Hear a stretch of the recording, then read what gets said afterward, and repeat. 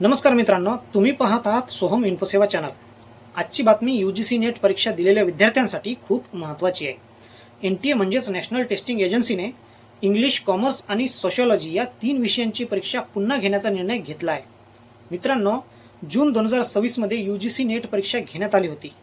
त्यानंतर या 3 विषयांच्या प्रश्नपत्रिकांबाबत अनेक तक्रारी NTA आल्या होत्या।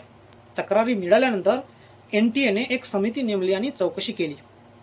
या चौकशीत प्रश्नपत्रिकांमध्ये अनेक चुका आढळल्या। काही प्रश्नांमध्ये तथ्यात्मक चुका होत्या, काही ठिकाणी भाषांतराच्या चुका होत्या, तर काही प्रश्न चुकीच्या पद्धतीने विचारले गेले होते।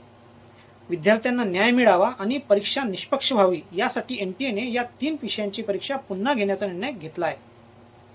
मित्रांनो, आता पुनर्परीक्षेच्या तारखा पाहूया। इंग्लिश 9 सप्टेंबर 2026 सकाळी 9 ते दुपारी 12।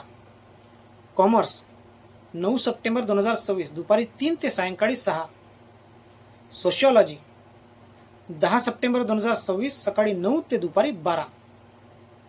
महत्त्वाची गोष्ट म्हणजे या पुनर्परीक्षेसाठी कोणतेही अतिरिक्त शुल्क भरावे लागणार नाही।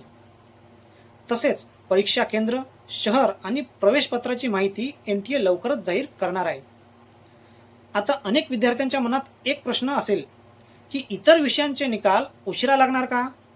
तर याचे उत्तर आहे नाही। NTAने स्पष्ट सांगितले आहे की उर्वरित 84 विषयाचे निकाल वेळेत जाहीर केले जातील। या 3 विषयांच्या पुनर्परीक्षेमुळे इतर विद्यार्थ्यांच्या निकालावर कोणताही परिणाम होणार नाही। म्हणून इंग्लिश, कॉमर्स आणि सोशियोलॉजी विषयांच्या विद्यार्थ्यांनी अधिकृत सूचनांकडे लक्ष ठेवावे। मित्रांनो, व्हिडिओ आवडला असेल तर लाईक करा, मित्रांसोबत शेअर करा आणि अशाच महत्त्वाच्या शैक्षणिक व सरकारी अपडेट्ससाठी सोहम इन्फोसेवा चॅनलला सबस्क्राईब करायला विसरू नका। धन्यवाद।